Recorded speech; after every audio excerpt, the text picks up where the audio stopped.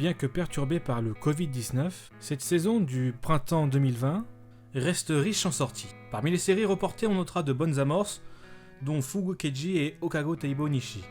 Pour les séries intégralement diffusées, il y a eu quand même beaucoup à faire, avec du bon, du très bon et du très mauvais.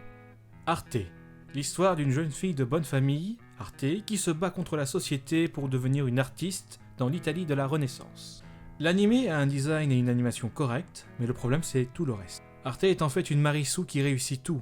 Même si on met bien en valeur ses difficultés qui sont absurdes, elle est enthousiaste, bien intentionnée, elle amène de la lumière dans la vie de ceux qu'elle rencontre. Bref, un perso vu et revu sans plus-value. J'aurais envie de dire que c'est un perso branlette. On pourrait changer le thème de l'art pour, je ne sais pas, la cuisine, et l'époque de la Renaissance par l'époque moderne, eh bien ça ne changerait rien. Les autres persos ne valent pas mieux. Et en ce qui concerne l'Italie de la Renaissance ou l'art, eh bien on n'en voit pas beaucoup. Je lui ai mis 3 sur 10. Listeners, animé de mecha de 12 épisodes sur le thème du rock, ou plutôt sur l'histoire du rock. C'était aussi bien nul, avec des persos insignifiants, pas du tout attachants, des combats de mecha qui sont juste là pour justifier le genre, et l'histoire qui, franchement, je ne sais pas à quoi elle sert. J'ai l'impression que l'idée c'était de faire un animé sur le rock, avec le plus de références possible, et qu'on a dû construire une histoire autour de ça. Mais moi qui n'ai absolument aucune référence au rock, j'ai vraiment tout loupé, et ben je peux dire que j'ai pu voir l'histoire de manière objective. Et franchement c'était nul. Avec un enjeu à la fois classique et confus, avec un déroulement de l'histoire un peu bizarre, slice of life, donc un peu lent, et à la fin ça se précipite, et à la fin tu te dis tout ça pour ça, avec une espèce de morale à 2 balles, hein, on est tous gentils, tout ça quoi. Non franchement c'était vraiment énervant. 3 sur 10. Namiyo Kitekure. L'histoire d'une jeune femme de caractère qui a un peu de mal à trouver sa voie. Elle rencontre par hasard un producteur d'émissions de radio, et celui-ci l'entraîne dans cette voie. Voilà, ça devient assez slice of life, avec des persos moyennement intéressants, et des histoires soit ennuyeuses, soit complètement à dormir debout, pour pimenter un petit peu le tout, mais ça reste franchement assez ennuyeux. Voilà, à part le perso principal qui sort un peu du lot, même si en fait elle surréagit, et on est censé trouver ça drôle, c'est plutôt mauvais. Je lui mets 4 sur 10 pour le dépaysement. BNA ou Brand New Animal, animé original de Trigger avec des animaux anthropomorphes. Et moi j'ai trouvé ça très mauvais, avec une histoire vue et archi-revue, des persos clichés et agaçants, avec des complexes dont on n'a rien à foutre, des postures morales dont on n'a rien à foutre, une intrigue de merde avec des gentils et des méchants, mais ouais, vraiment on s'en fout. Bref, le seul truc intéressant c'est l'animation, et Trigger est plutôt connu pour ça. On a un design très stylisé, assez cartoon, ce qui permet une animation très dynamique. Dessus, il n'y a rien à redire. Mais je contesterais peut-être un peu le choix de la palette de couleurs qui rend les choses assez confuses et irregardables parfois. Donc je lui mets 4 sur 10 pour le design et l'animation. Gal Tokyo Ryu.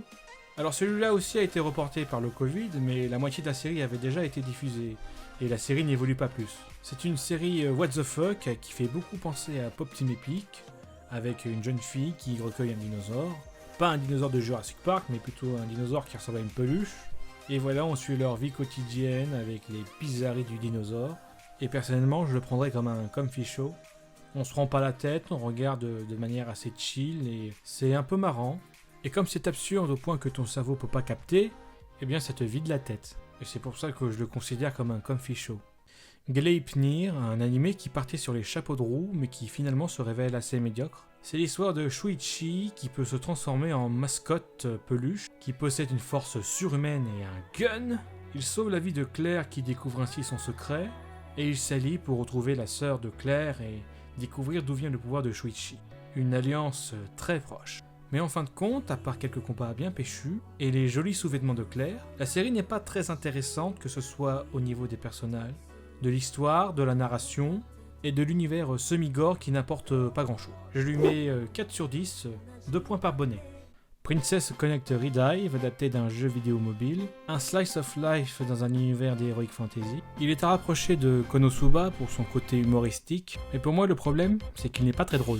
Et du coup moi personnellement je me suis vraiment ennuyé, et les personnages, même si le design est plutôt bon, surtout celui de Pecorine, ont une personnalité tellement cliché que ça devient vraiment énervant. Pecorine est la fille enthousiaste, super bienveillante et très débile. On a la soigneuse douce et bienveillante, avec les cheveux courts qui plus est, français. Et enfin, on a la Neko Girl Tsundere. Le personnage masculin est littéralement une coquille vide, mais c'est sans doute pour se moquer des protagonistes de harem animé, qui sont soit très clichés, soit qu'ils n'ont pas de personnalité, afin que le consommateur puisse s'identifier, évidemment. Mais voilà, il n'y a pas plus à dire. Après, il y a quelque chose d'attachant, de par le design des personnages et par l'univers qui est correct et bien coloré, et quelques rares combats. Je lui mets 4 sur 10 parce que je me suis vraiment ennuyé. Je commence au top 5 avec Kaminoto ou Tower of God, animé un peu expérimental parce que tiré d'un célèbre webtoon coréen. On a eu droit à une première saison avec 12 épisodes, mais apparemment l'histoire est beaucoup plus longue. On a un jeune garçon, Bam, qui veut rejoindre Rachel, son ami, je suppose, qui veut grimper la tour des dieux pour voir son vœu exaucé. Et bien évidemment, grimper la tour donne lieu à une série d'épreuves. Ça fait un peu penser à Hunter x Hunter, et pour l'instant c'est plutôt moyen. On sent bien sûr que l'œuvre a énormément de choses à raconter, mais si on se concentre seulement sur la première saison, eh bien on a une intrigue correcte, un univers qui, bien que dans cette première saison il nous bombarde de plein d'infos, eh bien manque de personnalité. Les personnages sont assez plats et très peu intéressants, le rythme est un peu lent et ennuyeux, même si ça s'améliore à partir de la moitié de la première saison, mais au final pour l'instant ça ne m'évoque pas grand chose, et les promesses qui sont faites sur la suite sont très grandes, et il a intérêt à pas se louper. Je mets pour l'instant 5 sur 10, alors peut-être que la série dans son entièreté aura plus, mais il faut dire que l'enthousiasme des fans du webtoon, en plus de me spoiler, ont donné un a priori négatif sur cette série. En 4ème position, j'ai mis Yesterday wa Utate, une romance entre adultes pour une fois, avec le héros, Rikuo, celle qu'il aime, Shinako, et une autre fille qui débarque dans sa vie, Haru, qui un peu sans raison est amoureuse de Rikuo. J'aime bien la direction artistique qui est sobre, ce qui est normal vu le genre, avec un effet crayonné à la main.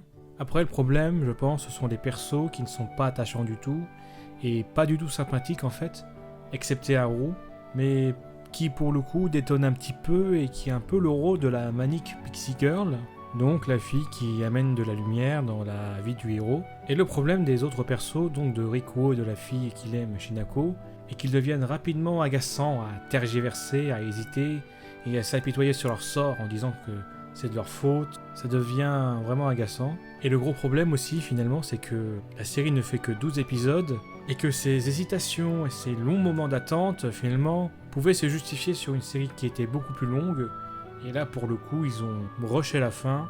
Du coup je ne trouve pas ça du tout crédible, et au final tu trouves les personnages pas du tout sympathiques. Il aurait sans doute fallu remanier l'histoire pour que ça colle mieux à une série de 12 épisodes, ou alors ne carrément pas du tout la faire.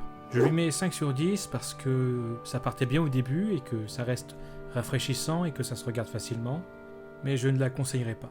Kakushigoto, un coup de cœur, même si j'ai quelques réserves, l'adaptation d'un manga humoristique du même auteur que Sayonara, Professeur des Espoirs.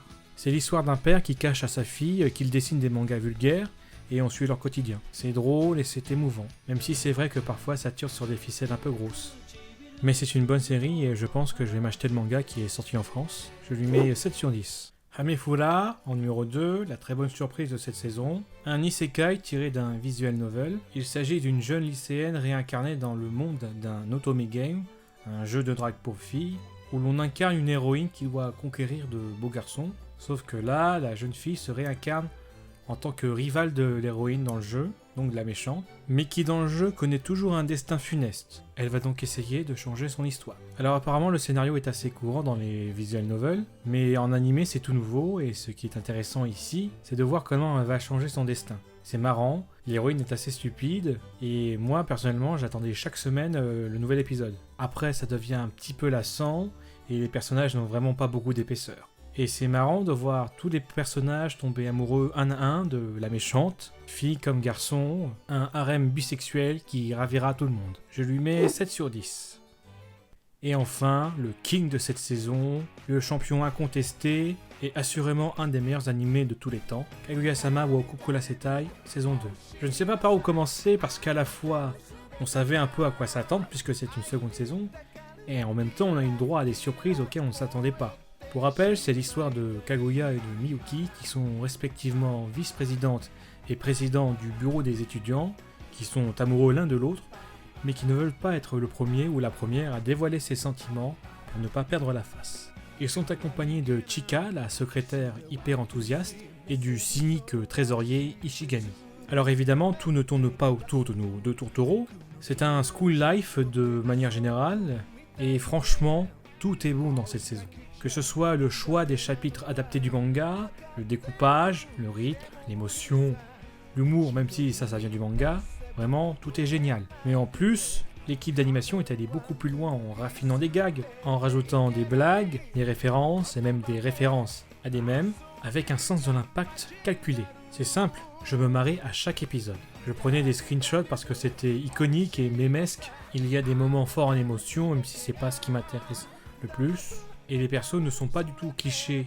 Ou plutôt, ils prennent des clichés pour mieux les détourner. Quand on prend par exemple Chika, qu'on peut penser au départ bête, parce qu'elle est super enthousiaste, etc.